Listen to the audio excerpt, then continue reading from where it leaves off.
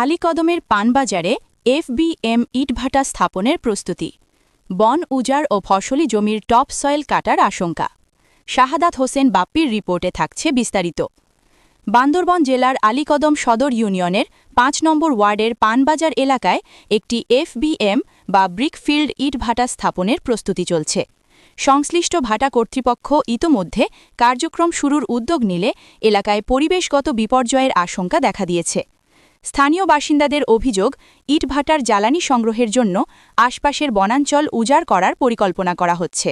পাশাপাশি মাটি সংগ্রহের নামে পাহাড় কাটা এবং ফসলি জমির উর্বর টপ সয়েল অপসারণের প্রস্তুতিও নেওয়া হচ্ছে, যা কৃষি ও পরিবেশের জন্য মারাত্মক হুমকি।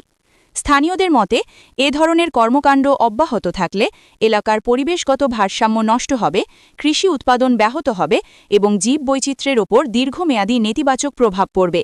তারা দ্রুত বিষয়টি তদন্ত করে প্রয়োজনীয় ব্যবস্থা গ্রহণের জন্য প্রশাসনের হস্তক্ষেপ কামনা করেছেন।